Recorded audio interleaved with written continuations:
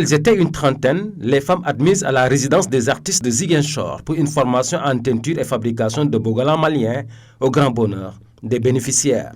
On en attend beaucoup parce que déjà, dans ce mois de janvier, on va faire une formation. Parce qu'il faut dire que les dames qu'on a amenées cette fois-ci, on les a considérées comme des formatrices. Donc on va commencer à former parce que le bogolan, le batik, on peut en voir peut-être un peu partout, mais le bogolan, c'est assez rare de le voir. Et on va essayer, comme on a le matériau ici, on va essayer de faire en sorte que le bogolan soit disponible en Casamance.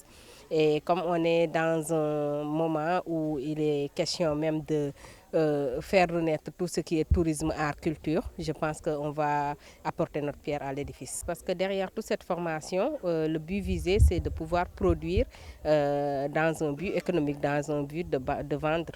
Bien sûr. À travers cette activité, la 12e édition de cet art s'est voulu porte-étendard du combat contre la féminisation de la pauvreté et le chômage des femmes en Casamance.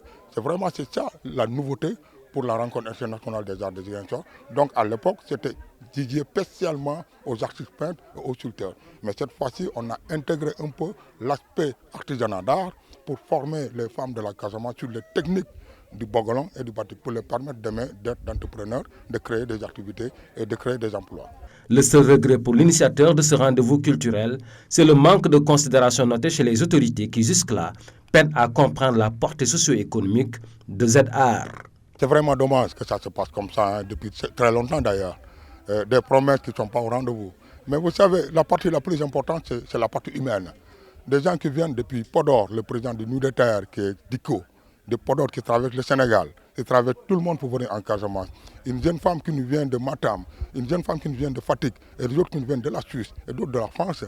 Déjà, c'est l'aspect humain qui est très important. Maintenant, le soutien et l'accompagnement des autorités du Sénégal, mais écoute, c'est à revoir, parce que c'est vraiment dommage, très dommage, ça je le dis et je le regrette, à la 12e édition, dans cette activité qui regroupe essentiellement des femmes pour les former disons, à l'entrepreneuriat féminin. Je n'ai pas le soutien de l'État, sauf le soutien, disons, du ministère de la Culture. De toute façon, quel que soit Alpha, je le remercie à l'USO qui m'a appelé personnellement, même s'il m'avait promis 2 millions et à la fin je me retrouve avec 1 million, cela veut dire que j'ai des dettes, ben, je vais continuer à chercher les moyens pour la prochaine fois que je puisse organiser la rencontre des arts et à la fin je ne puisse pas avoir de dettes. Ce sentiment de désolation n'a cependant pas empêché la tenue de cette 12e édition, marquée par une forte présence d'artistes venus de la diaspora pour un séjour d'une dizaine de jours à Ziguinchor.